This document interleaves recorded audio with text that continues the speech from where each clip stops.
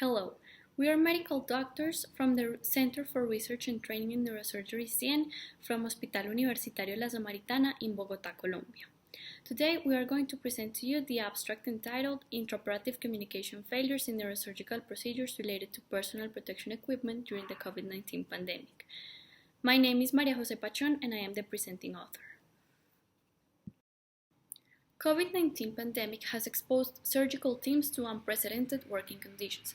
Due to a latent risk of transmission, the use of personal protection equipment, PPE, is required to prevent airborne infections. Consequently, pitfalls and discomfort in communication have been elucidated during surgical cases. This study aimed to assess neurosurgical team perceptions on the impact of personal protection equipment on intraoperative communication.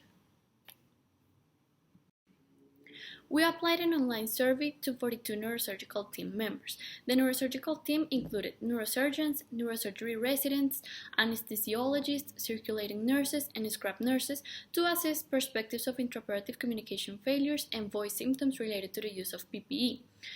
We measured with a Likert type scale for the frequency of voice modulation and for the importance given to the voice symptoms presented. The first scale went from 1 to 5, from never to very frequently, and the second scale went from 1 to 5 to from not important to very important, respectively. Qualitative and quantitative variables were analyzed using descriptive statistics.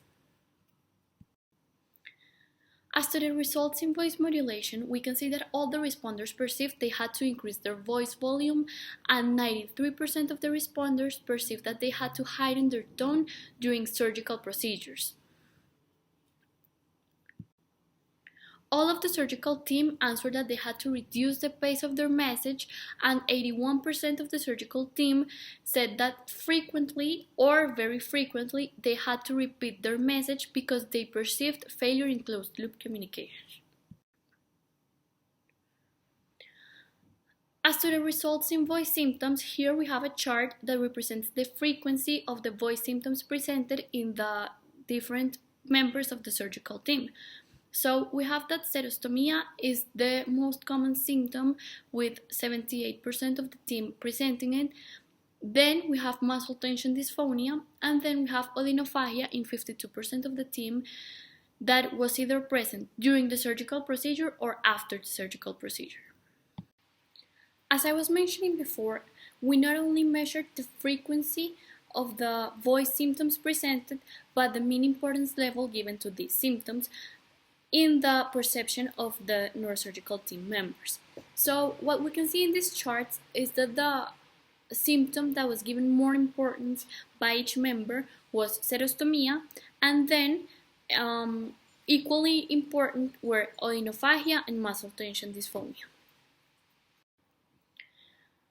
We also measured the personal protection equipment removal. So we found that 24% of the respondents at least once during the surgical procedure had to remove some of the personal protection equipment. And why did they remove it? Because in 40% of the cases they were seeking for better intraoperative communication. In 20% of the cases they were trying to relieve the mentioned symptoms, and in 40% of the cases they were doing both. So they were trying to relieve the symptoms previously mentioned, and they were seeking to improve communication in the OR.